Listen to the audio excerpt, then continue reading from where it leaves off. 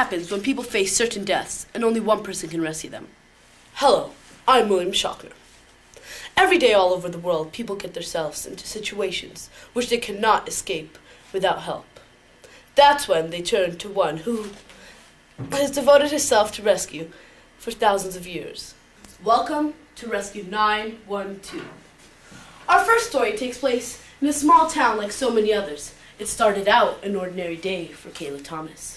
Please welcome Kayla Thomas.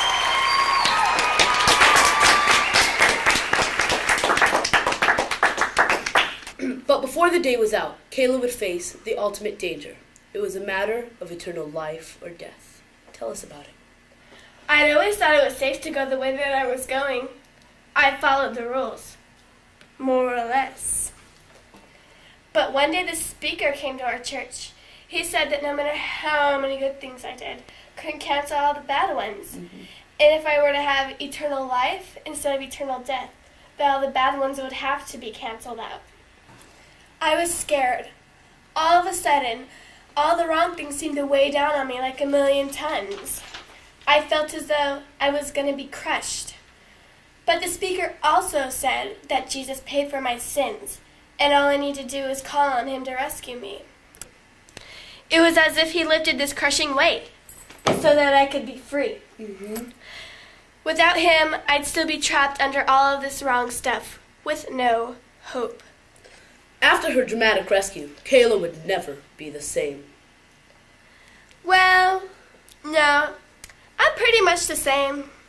I mean, you were so grateful that you did whatever you could to thank your rescuer, right? Well, not really. I've pretty much lost touch with him. I've thought of sending him a thank you note, but I'm kind of busy, you know.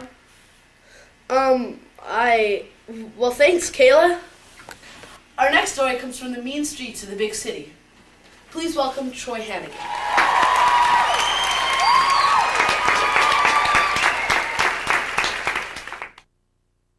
Troy Hannigan was in trouble. Big trouble. My life was a mess.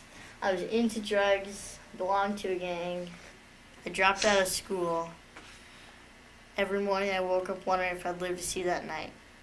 One day I couldn't take it anymore. Do tell. So I climbed to the top of the highest bridge in town. I looked down into the rushing water. Then I realized, it's January. The water should be freezing.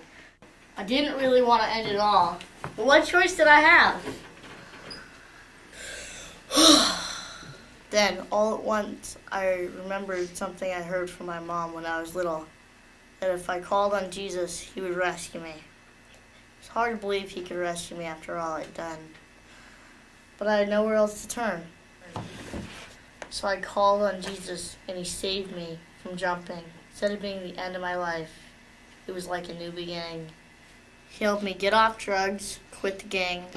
I went back to school. My old friends hardly recognized me. If Jesus wasn't there on the bridge with me, I wouldn't be here today. After his dramatic rescue, Troy told all his friends how they too can be rescued. What? Are you kidding? I'd be totally embarrassed. Well, then you showed how grateful you were by vowing to serve your rescuer the rest of your life, right? I don't think so. I mean, once I turn my life around, I could start being success. That's my vow, to make something of my life. Thank you, Troy. We'll be right back after these messages.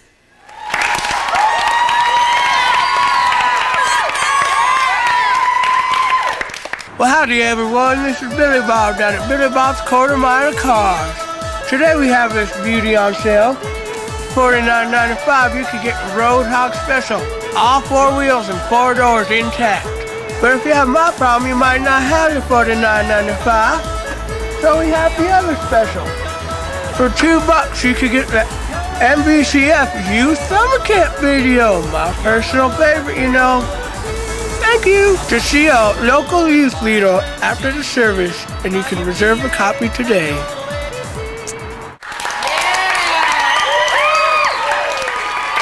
And we're back. next story takes place at a remote summer camp. Shannon Spencer thought she was out there just for fun and games. Welcome Shannon to the show.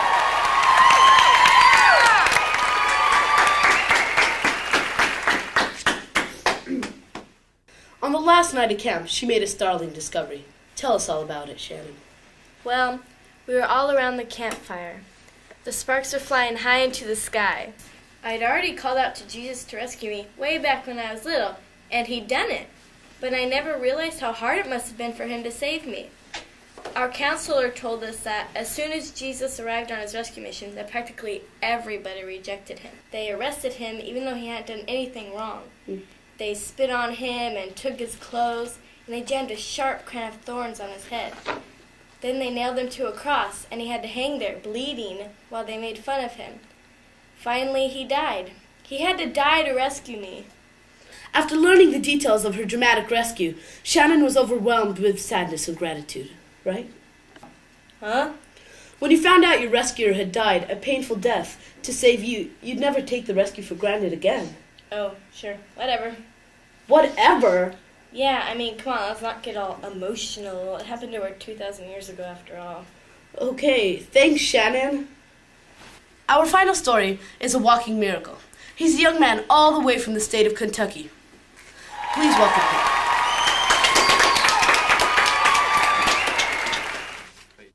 Henry Lyman Shaw lived through it all. Tell us all the details. Well, me and a bunch of friends decided to go to Panama City Beach, Florida for spring break. One night while we were there, we decided to get drunk on a beach. And as we were crossing a street to the beach, we were already drunk, kind of. And then I looked over my shoulder, and sure enough, there was a car coming straight at me.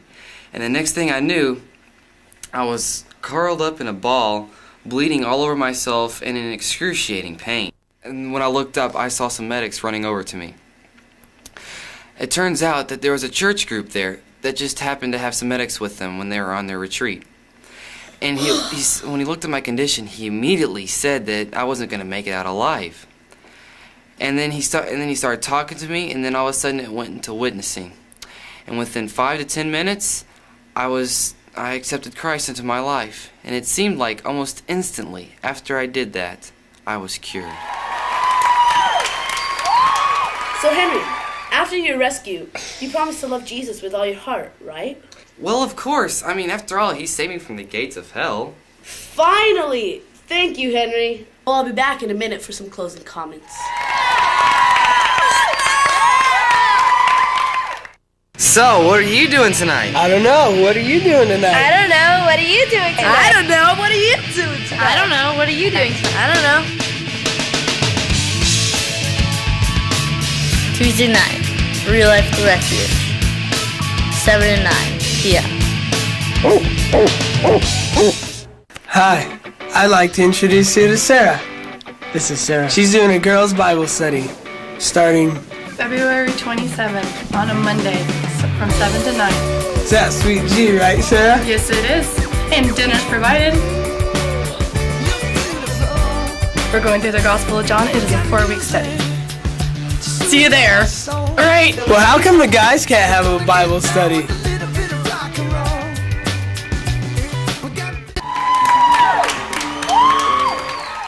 Well, there you have it.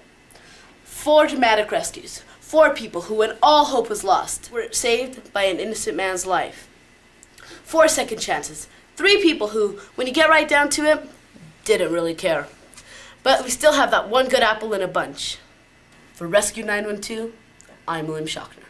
Good night, America.